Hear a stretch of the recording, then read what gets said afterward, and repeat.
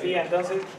La idea de hoy es, dedico media hora, 40 minutos a redondear un poquito todo lo que vieron este fin de semana, que sé que es mucho, muy rápido y pudo haber...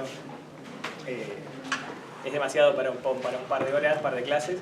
Y después repasamos punto por punto, primero los 2 exámenes modelo, y si llegamos a tiempo, ya parece un poco ambicioso, vemos un poquito los artículos, ¿sí? Pero en general es así, sí. El modelo de examen típico es lo que ya les mandé, que son 10 choice. ¿Pero alguien examen? Sí, todos aprueban. Es muy raro. Pero pensé que al ser largo es más difícil desaprobar también. Algo le vas a pegar y si más o menos sabés. Aunque sepa todos los choices.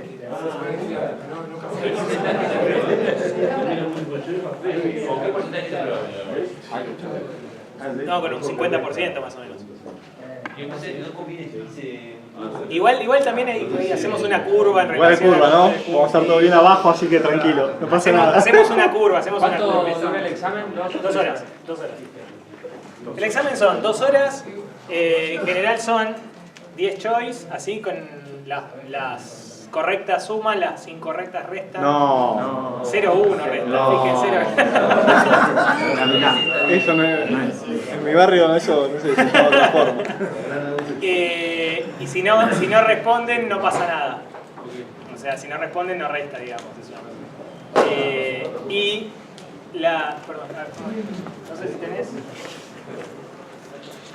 Gracias a lo que ya dimos por ahí. Como quieras. Y...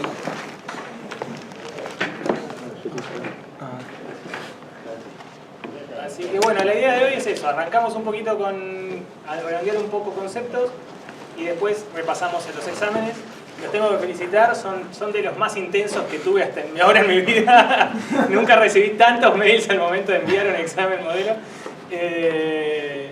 Por eso mandé el segundo, porque la verdad que fueron como 10 que preguntaban y pidieron más, y panic attack total, generalizado. Le dije a Federico, nunca me pasó esto, de este nivel de pánico. Respecto de eso,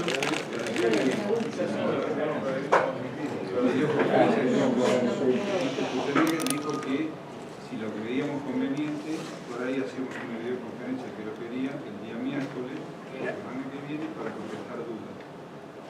Lo mencioné que lo coordináramos con vos, pero volví a coordinar con vos. No me dijo nada de nada, pero... Es en tu casa. No dijo nada. Trae media luna, yo invito al asado y... No, la web que hizo ayer lo dijo. Una web similar el miércoles que viene para que quería. Para el que quería, cuando tenía dudas y demás, podemos hacer una charla. No sé, miren, lo que sí o sí, eso sí. Hoy cerramos todos los temas, tratamos de redondear todas las dudas. Siéntanse totalmente libres de consultas, preguntar todo lo que quieran por mail. Desde hoy a la noche, adelante, pregunten todo lo que quieran, para eso estoy. No sé si de la videoconferencia te digo, la verdad me estoy enterando ahora. Te respondo todo, sí, te respondo todo. Pregunten tranquilos por mail todas las dudas que tengan, no pasa nada. Una cosa, sí, eso sí está bueno. Si pueden preguntar por el campus, mejor.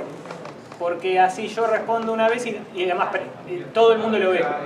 Y capaz alguien está más avanzado en el estudio y pregunta algo que después le va a servir a alguien que lo revisa el miércoles a la noche y entra al foro y le viene bien. Así que traten de preguntar por el... Si quieren en el par de novedades, abran uno. No sé, ¿ustedes pueden abrir uno? ¿O pueden responder? ¿Sí? Concretamente no lo llamo. ¿No? Pero a ustedes los mails les llegan. Puedes subir la respuesta a vos como novedades. Sí, bueno, también puedo hacer eso, sí. Bueno, prueben si pueden preguntar por el foro, si ven que está muy complicado, manden un mail, yo voy a tratar de subir las preguntas al campus, las preguntas que hagan. Claro. Voy a tratar de hacer eso. No, sí, pero no solo por eso, sino también para que otros vean las preguntas de otros y más o menos estamos... Porque pasa que uno está más adelantado en el estudio y no le surgen las dudas, que le surgen a alguien que ya empezó a ver antes las cosas y sirve. Bueno, de vuelta. El examen va a ser muy parecido a lo que ya les pasamos. van a ser 10 choice aproximadamente, pueden ser un poquito más, pueden ser un poquito menos, pero más o menos eso. Un artículo actual y unas 3, 4 preguntas teóricas del estilo que vamos a ver hoy, de las que ya les mandamos, ¿sí? Va a ser más o menos de este estilo, no va a haber nada raro. Y va a ser 2 horas, individual, libro cerrado. Pero bueno, sí, nada que no se haya visto ni nada que no se haya charlado acá, ¿sí? De vuelta, para estudiar, arranquen por el material visto en clase. Si no les cierra algo, que puede que alguna que otra cosa falte, vayan al Mancube, al capítulo, si quieren vayan al capítulo puntual, contarles bastante, cada capítulo más o menos, excepto cuando explica el modelo puntualmente, más o menos los capítulos son autocontenidos. Y bueno, también obviamente pregunten todo lo que quieran vía el mail, vía el campus. Me pasó justo esta semana que me preguntaban muchas cosas que íbamos a ver en la clase de hoy durante la semana. Y yo decía, paren un toque que ya respondo para todos el jueves tranquilo y con un pizarrón. O sea, me pasó mucho también eso. Así que bueno, arrancamos que ya son 7:10. Primero que nada, ¿qué fue lo que vimos el jueves pasado y qué es lo más importante que primero buscamos que identifiquen ustedes? Que hacer una misma política económica en un contexto distinto puede tener resultados distintos. ¿Sí? Eso hasta ahora estamos todo bien. Sí. Lo que estábamos viendo fundamentalmente hacia el final de la clase pasada era del jueves pasado, perdón, que fue justo el empalme con lo demás, era que las políticas las hacíamos con una idea de ser anticíclicos, ¿sí? De ser contracíclicos. ¿Qué quiere decir esto? ¿Qué tipo de política tengo que hacer cuando estoy en una recesión? ¿Una expansiva o una contractiva? Una expansiva.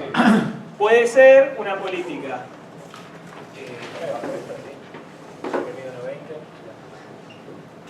Puede ser una política monetaria o una política fiscal.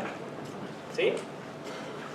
Lo que importa es que, primero que tienen que entender es que hacemos política, este tipo de políticas son anticíclicas. No son políticas de crecimiento sostenido, no son políticas para empujar ad eternum la economía, sino que son políticas para una circunstancia particular. Es decir, atacan al ciclo económico y no al crecimiento económico de largo plazo. Si estamos en recesión, hacemos una expansiva. Si estamos ya por encima o operando en capacidad instalada plena, ya no hace falta seguir dándole a las políticas expansivas, ¿sí? ¿Qué empujan finalmente estas dos cosas? Actúan sobre, fundamentalmente, la demanda agregada de la economía. La política monetaria, les recuerdo, ¿qué hacen? Voy a hacer una expansiva. Voy a hacer expansivas. Acá. ¿Qué hacía? Subía la oferta de dinero, cae la tasa de interés, esto hacía que impulsaba la inversión y el consumo.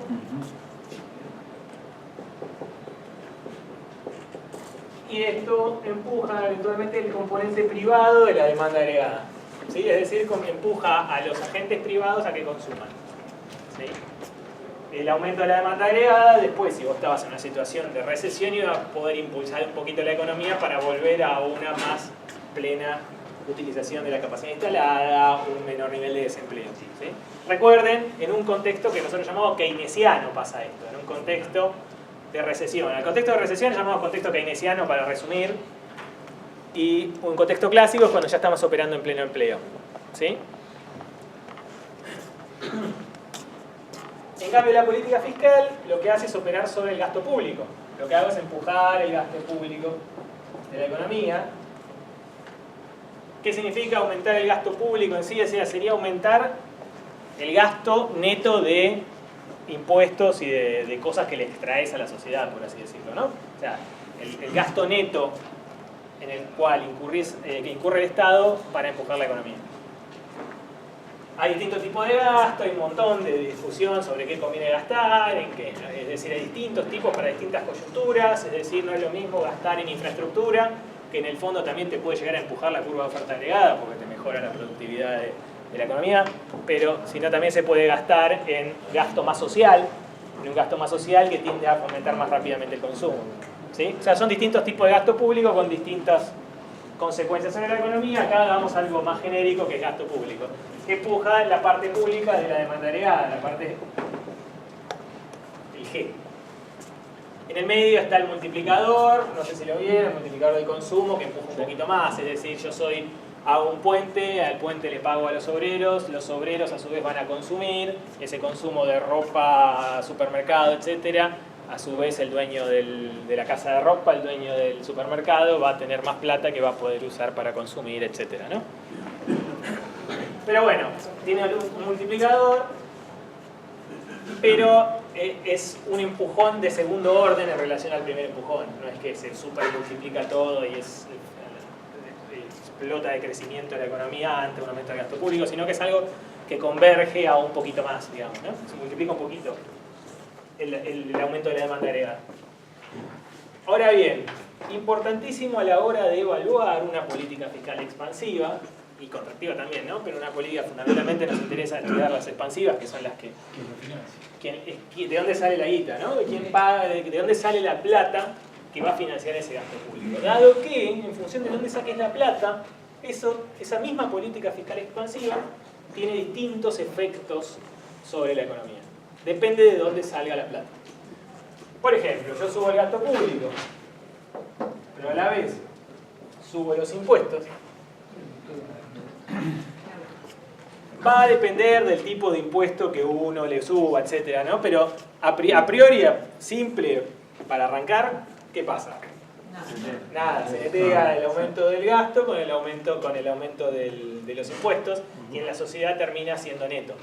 Obviamente hay 1000 bemoles para esto. Si yo subo impuestos pero solamente a una parte de la población que tiende a tener mayor capacidad de ahorro, puede que en términos netos, si después yo la gasto en gente que tiene mayor propensión a consumir, en el neto aumente el consumo, ¿no? Puede pasar eso, sí, pero para arrancar, para entender el concepto de política fiscal, suben impuestos, eso se netea con el aumento del gasto, en términos netos, eso es cero, ¿sí? Otro tema también tenía que ver con el tipo de impuestos que implementaban, si los impuestos eran permanentes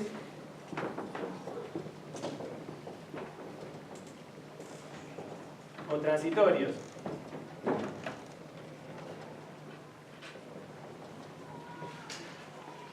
¿Sí? ¿Qué habían visto? ¿Qué pasa, por ejemplo, si yo subo los impuestos de manera permanente bajo la lógica de que la gente suaviza su consumo? ¿Qué quiere decir suavizar su consumo? Que vos uno como persona va a tratar de consumir de manera suave, o sea, va a tratar de consumir más o menos lo mismo siempre y no, por ejemplo, se gana mucha plata hoy, se la patina toda hoy y mañana no ganó plata y no come.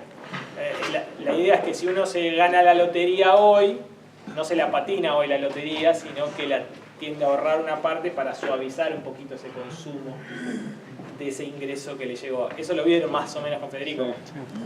Entonces, si yo sé que de manera permanente me van a subir los impuestos, retraigo mi consumo. Retraigo mi consumo de manera, o sea, esto directamente, ya sabes que el consumo se va a retraer en la misma medida que se aumente este impuesto. ¿Sí? Ya si es permanente tiene mayor efecto sobre el consumo que algo que una medida transitoria. En cambio, una medida transitoria la tendés a suavizar en el tiempo y tiene, ¿cómo puedo decirlo? Algo más o menos, se lo pongo así, pero como que el consumo responde menos, está más fijo. ¿Cuál sería una medida que usted Y por ejemplo, las retenciones hasta 2020. Las retenciones tienen punto de fin hasta 2020. Supuestamente el impuesto al cheque todos los años lo están renovando. Era el impuesto de emergencia que se puso, un año está de 2002, pero arrancó como transitorio. El impuesto al cheque arrancó como transitorio y la ley se renueva todos los años con la discusión presupuestaria, en general una discusión anexa a la del impuesto al cheque. Que todos los años dicen, ¿lo renovarán o no? Sí, lo van a renovar porque es un montón de guita. O sea, se van a financiar. O sea, es muy difícil porque es mucha plata la que recauda y recauda muy fácil, además. Entonces es muy difícil sacarlo un día para el otro. Habían agregado una cuota de... Mira. En Córdoba a las naftas. transitorio también? Sí, Pero quedó para siempre o... No, se sacó. Pero lo importante es cómo se anuncia también, ¿eh? Lo importante es si se anuncia con fecha de finalización o no. O sea, yo lo pongo ad eternum, bueno, la gente capta que es para siempre.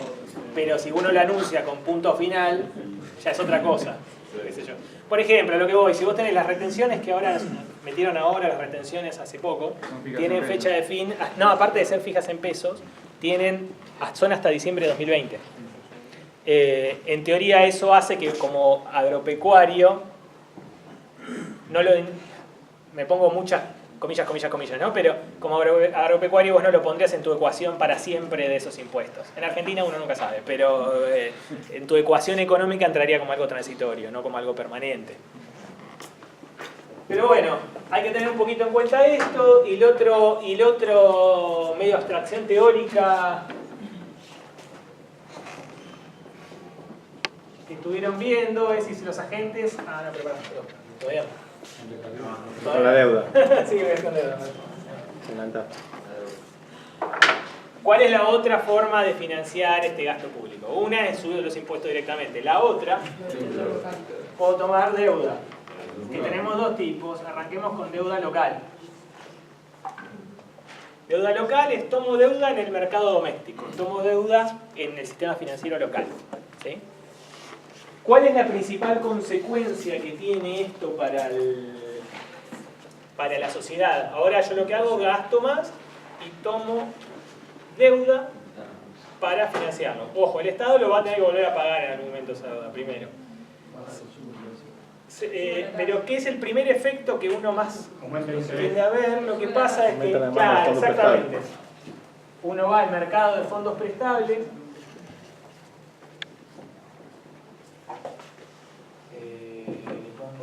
Tasa de interés, tasa más fácil. Esta es la oferta, esta es la demanda. Lo que termina pasando, creo que en el Manquio está puesto de una manera, pero a los efectos prácticos es más o menos lo mismo.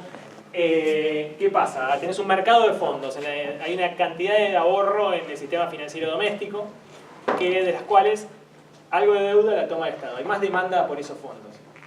Hay más demanda por esos fondos, que tiende a pasar, sube la tasa. Exactamente, pasa eso, pero lo que pasa es que sube la demanda. Hay dos formas, dice, sube la demanda o se contrae la oferta. ¿Qué quiere decir? Me llevo una parte de la oferta.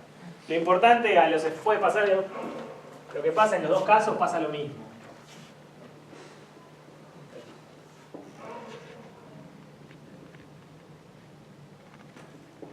Lo que pasa es que sube la tasa de interés. Hay más demanda por los fondos domésticos.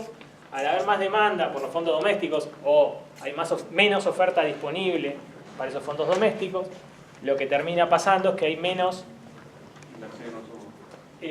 pero lo que pasa es que tenés menos capacidad de préstamo por parte, por ejemplo, de los bancos. Los bancos tienen menos plata para prestarle a las empresas. Si los bancos tienen menos plata para prestarle a las empresas, va a tender a haber un aumento en la tasa. Si tenés un aumento en la tasa, lo que hace es que vos, por un lado, estimulaste el gasto público, pero por el otro lado, subiste la tasa de interés. Si subiste la tasa de interés, te desincentiva, en mayor o menor medida, dependiendo cuánto subiste la tasa o la disponibilidad de fondos en el país, te pega en la inversión y el consumo. Por supuesto, pega más fuerte en la inversión que en el consumo este tipo de efectos. Es decir, los bancos tienen menos plata para darle crédito a las empresas, ergo la tasa sube más. Además, las tasas de los préstamos comerciales es más elástica que las tasas de los préstamos personales. Las tasas comerciales son más volátiles que las tasas al consumo. Pasa también. Y bueno, entonces tenés un contraefecto que se te cae un poco la demanda agregada. Vos querías subir la demanda agregada, y por el otro lado subiste la tasa y se te cayó el componente privado de la demanda agregada. ¿Me siguen? Entonces, si se te cae la parte privada de la demanda agregada, hay que ver hasta qué punto se te compensa o no. En la práctica tiende a ser que vos gastás más gasto público y tenés crowding out, pero no tiende a ser pleno en la práctica, al menos no en el corto plazo, excepto que te pase de rosca durante mucho tiempo. Pero al menos no en el corto plazo no tiende a ser pleno. Sí hay efectos, no tiende a ser pleno. A esto entonces le llamamos efecto crowding out o expulsión, efecto expulsión. ¿Cuándo se dice que es pleno y más pleno? Básicamente cuando se compensa todo el aumento de la demanda inicial por esta caída de efectos de segunda ronda. Se dice pleno es todo lo que subió la demanda agregada en el primer momento, se lo comió el crowding out con caída de inversión y consumo privados. Caen los dos porque sube la tasa, cae tanto el consumo como la inversión. Recuerden entonces, es como un efecto de segunda vuelta, es un efecto secundario de un aumento del gasto público financiado con deuda local. Si yo financio en deuda local, tiendo a subir la tasa de interés, se me cae una parte de la demanda agregada, la parte privada. Vamos bien con el efecto crowding out de expulsión. Esto es importante, repásenlo, estudienlo. Lo que es, como vieron en el examen modelo, el financiamiento de la política fiscal es una de las cosas importantes que queremos que ustedes se lleven de esta materia. Federico, ¿esta es la razón por la cual se aumentó ese tipo de efectos secundarios? ¿Es la razón por la cual aumenta, esto es menos efectivo, la política fiscal que la política monetaria? Es uno de los motivos por los que puede llegar a ser menos efectiva la política fiscal. Hay que ver en qué contextos es más o menos efectiva cada una de las dos. Actualmente en el mundo, primero se hace política monetaria. O sea, ante una situación de recesión o de enfriamiento de la economía, lo primero que se tiende a hacer es una política monetaria expansiva. Es la primera respuesta de manual. Primero, porque lo que haces es... La diferencia entre política monetaria y fiscal es, lo más importante es que es más horizontal. Es decir, yo subo la tasa de interés y la bajo a todos. La tasa de interés. En cambio, política fiscal hay una persona que tiene que decidir dónde va a gastar, qué va a hacer, dónde va a poner la plata y cuál va a ser ese aumento del gasto público. Entonces vos tenés muchas arbitrariedades, es más lenta, tiene más rezagos en su aplicación. Bueno, no tiene que pasar por Congreso. En su mayoría tiene que pasar por el Congreso, es mucho más lenta su aplicación, mucho más sujeta a discusión, más rezagos. Entonces también pasaba una de las discusiones en los 60 de por qué la política fiscal era mala, era porque era muy lenta. Capaz ya se te pasó el ciclo recesivo y vos seguías discutiendo así, dónde gastabas. Entonces por eso como que la primera respuesta tiende a ser la política monetaria. Además la fiscal es como que da un poquito de miedo después cómo la corregís. Todo muy lindo hacer política fiscal expansiva, después volverte neutro fiscalmente es mucho más duro que para un político, digamos, ¿no? Es lindo hacer expansivas, es duro hacer contractivos. Se maneja más variable, más complejo, más lento, más arbitrario, más discrecional. Tiene muchas cosas. Lo que sí, capaz sí va más directo si vos querés. Si tenés una situación de emergencia en serio, como en el 2002, tenés que salir a empujar los sectores más vulnerables. Con una baja de la tasa de interés no hacías mucho. A eso voy. ¿Cuál fue el periodo de política expansiva así? ¿De qué? Un periodo de política expansiva como modelo que ¿Monetaria? El quantitative, ahora en 2008 el quantitative easing de Bernanke fue política monetaria en cero. Y no, como ya la tasa de interés ya estaba en cero. Y entonces, ¿por qué la tasa de interés estaba en cero? La bajaste a cero. ¿Qué pasa? No la podía, uno de los problemas que tiene la política monetaria se llama Zero Lower Bound, el que tiene un límite inferior en cero. Imagínate que la economía no te reacciona y vos ya tenés la tasa de interés en cero. ¿Qué haces? Tenés ese límite. Entonces la economía mundial cayó en ese problema. ¿Qué pasó? Empezó el quantitative easing, que era salgo a emitir guita, pesos, por más que no baje más la tasa de interés, yo salgo a comprar las hipotecas. ¿Vieron los bonos de hipoteca? Había unos bonitos que eran hipotecas securitizadas. Era como decía, bueno, tenés 10 hipotecas divididas en un bono. La Fed empezó a comprar esos bonos defaulteados, por así decirlo, para emitir plata directamente. ¿Por qué? Porque